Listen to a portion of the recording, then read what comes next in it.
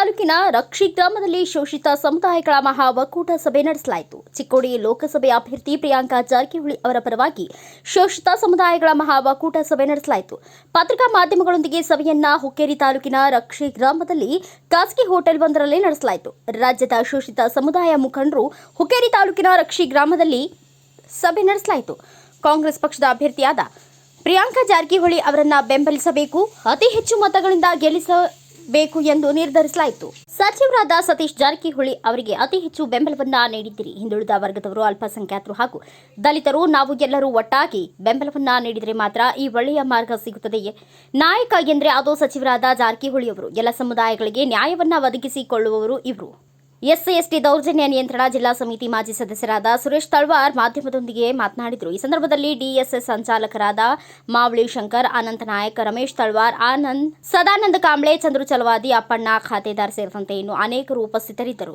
ಉದ್ದೇಶ ಅಲ್ಪಸಂಖ್ಯಾತರು, ಹಿಂದುಳಿದವರು, ಬಡವರು ಕಾಂಗ್ರೆಸ್ ಅನ್ನು ಬೆಂಬಲಿಸಬೇಕು, ಕಾಂಗ್ರೆಸ್ ಪಕ್ಷಕ್ಕೆ ವೋಟ್ ಹಾಕಬೇಕು ಅನ್ನೋ ಒಂದು ಉದ್ದೇಶ ಇಟ್ಕೊಂಡ ಇವತ್ತು ಅವರು ರಾಜ್ಯ ತುಂಬ ಪ್ರವಾಸ ಮಾಡಿಕೊಂಡು ಇವತ್ತು ಬೆಳಗಾವಿಗೆ ಬಂದು ಚಿಕ್ಕೋಡಿಯಲ್ಲಿ ಪ್ರೆಸ್ ಮೀಟ್ ಮಾಡಿ ಈಗ ಹುಕ್ಕೇರಿಗೆ ಬಂದಿದ್ದಾರೆ.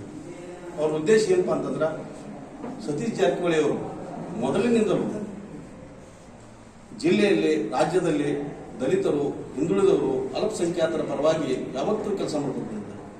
ಅಲ್ಲದೆ ಡಾಕ್ಟರ್ ಬಾಬಾ ಸಾಹೇಬ್ ಅಂಬೇಡ್ಕರ್ ಅವರು ರಾಜ್ಯ ತುಂಬ ಪರಿಚಿತರಾಗಬೇಕು, ಎಲ್ಲರಿಗೂ ಮನೆ ಮನೆಗೂ ಡಾಕ್ಟರ್ ಬಾಬಾ ಸಾಹೇಬರ ವಿಷಯ ಮುಟ್ಟಬೇಕು ಅನ್ನೋ ನಿಟ್ಟಿನಲ್ಲಿ ಸತೀಶ್ ಜಾರಕಿಹೊಳಿ ಅವರ ಕೆಲಸ ಬಹಳ ದೊಡ್ಡದಿದೆ.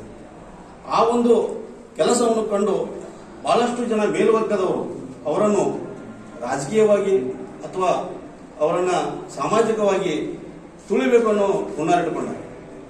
ಈ ಉದ್ದೇಶಕ್ಕಾಗಿ ನಾವೆಲ್ಲರೂ ಅವರ ಬೆನ್ನೆಲುಬಾಗಿ ನಿಲ್ಲಬೇಕಾದದ್ದು ಈಗ ಬಹಳಷ್ಟು ಗಟ್ಟಿ ನಿಲುವನ್ನು ನಾವು ತೆಗೆದುಕೊಳ್ಬೇಕಾಗಿದೆ. ಆ ಒಂದು ಉದ್ದೇಶ ಇಟ್ಕೊಂಡು ಇವತ್ತು ರಾಜ್ಯದ ಎಲ್ಲಾ ನಾಯಕರುಗಳು ಜಿಲ್ಲೆ ಈ ಚುನಾವಣೆ ಪ್ರಚಾರಕ್ಕೆ ಬಂದಿದ್ದಾರೆ. ಅದಕ್ಕೆ ನಾವು ಏನಪ್ಪಾ ಅಂತಂದ್ರೆ ಸತೀಶನ ಜಾರಕಿಹೊಳಿ ಅವರು ಗಟ್ಟಿ ಇದ್ರಂದ್ರೆ ನಾವು ಹಿಂದುಳಿದವರು, ಅಲ್ಪಸಂಖ್ಯಾತರು, ದಲಿತರು ನಾವೆಲ್ಲರೂ ಗಟ್ಟಿರ್ತೀವಿ. ನಮ್ಗೊಬ್ರು ಯಾರೇ ನಾಯಕರು ಗಟ್ಟಿ ಬೇಕು. ಆ ಗಟ್ಟಿ ಧ್ವನಿಯನ್ನ ಸತೀಶನ ಜಾರಕಿಹೊಳಿ ಅವರಲ್ಲಿದೆ. ಅವರ ಕೈ ಪಲ್ಪಿಸಿದ್ರೆ ನಾವೆಲ್ಲರೂ ಗಟ್ಟಿರ್ತೀವಿ. ಆ ಒಂದು ಉದ್ದೇಶ ಇಟ್ಕೊಂಡ ರಾಜ್ಯದ ನಾಯಕರೆಲ್ಲರೂ ಇವತ್ತ ಇಲ್ಲಿ ಬಂದಿದ್ದಾರೆ. ಅವರು ಬಂದಂತ ಈ ಸಂದರ್ಭದಲ್ಲಿ ನಮ್ಮ ತಾಲೂಕಿನ ವತಿಯಿಂದ ನಾವೆಲ್ಲರೂ ನಮ್ಮ ಮಾತು ಕೊಡ್ತೀವಿ. ಹಿಂದುಳಿದ, ದಲಿತರ, ಅಲ್ಪಸಂಖ್ಯಾತರ ಯಾವ ಮತಗಳು ಸಹಿತ ಬೇರೆ ಕಡೆ ಹೋಗುವುದಿಲ್ಲ. ನಾವೆಲ್ಲರೂ ಒಗ್ಗಟ್ಟಿನಿಂದ ಸತೀಶನ ಜಾರಕಿಹೊಳಿ ಅವರ ಪುತ್ರಿಯಾದಂತಹ ಪ್ರಿಯಾಂಕಾ ಜಾರಕಿಹೊಳಿ ಅವರನ್ನ ಬೆಂಬಲಿಸ್ತೇವೆ ಅಂತ ಹೇಳಿ ನಮ್ಮಲ್ಲಿ ಕೇಳಬೇಕು. ಮತ್ತು ಕಪ್ಪು ಹಣವನ್ನ ನಾನು ಏನು ವಿದೇಶದಲ್ಲಿರುವಂತ ಕಪ್ಪು ಹಣವನ್ನ ತಂದು ನಿಮಗೆಲ್ಲ ಹಂಚುತ್ತೇನೆ ಅಂತ ಹೇಳಿ ಸುಳ್ಳುಗಳನ್ನ ಹೇಳುವ ಮೂಲಕ ಜನರನ್ನ ವಂಚಿಸಿ ಅಧಿಕಾರಕ್ಕೆ ಬಂದಂತಹ ಬಿಜೆಪಿ ಮತ್ತು ಮೋದಿ ನೇತೃತ್ವದ ಸರ್ಕಾರ ಮತ್ತೆ ಅದೇ ಸುಳ್ಳುಗಳನ್ನ 2019ರಲ್ಲಿ ಏನು ಒಂದು ಪುಲ್ವಾಮಾ ಘಟನೆ ಆಯಿತು, ಅದರಲ್ಲಿ ನಮ್ಮ ಅನೇಕ ವೀರ ಯೋಧರು ಮರಣವನ್ನ ಒಂದು ಗೊತ್ತು ನಿಮಗೆ ಏನು ಪುಲ್ವಾಮಾದಲ್ಲಿ ಆಯಿತು ಅಂತ.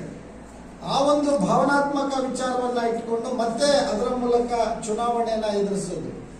ಆದ್ರೆ ಈಗ ಮೋದಿ ಅವರಿಗೆ ಸಂವಿಧಾನ ಉಳಿಸಿ, ಬಿಜೆಪಿ ಸೋಲಿಸಿ, ಸಂವಿಧಾನ ಉಳಿಸಿ, ಬಿಜೆಪಿ ಸೋಲಿಸಿ, ಸಂವಿಧಾನ ಉಳಿಸಿ. ಪ್ರಿಯಾಂಕಾ ಸತೀಶ್ ಜಾರಕಿಹೊಳಿ ಅವರಿಗೆ, ಪ್ರಿಯಾಂಕಾ ಸತೀಶ್ ಜಾರಕಿಹೊಳಿ ಅವರಿಗೆ, ಸಂವಿಧಾನಕ್ಕೆ, ಸಿದ್ದರಾಮಯ್ಯ ಸಾಹೇಬರಿಗೆ Congress.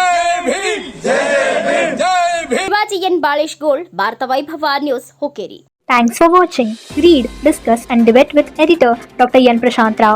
Wanted reporters in print, digital and visual media for Bharat Vaibhav Daily Newspaper, BV News Channel and BV Fast Web News from all the talukas of Karnataka. If interested, send your resume to 9482633333.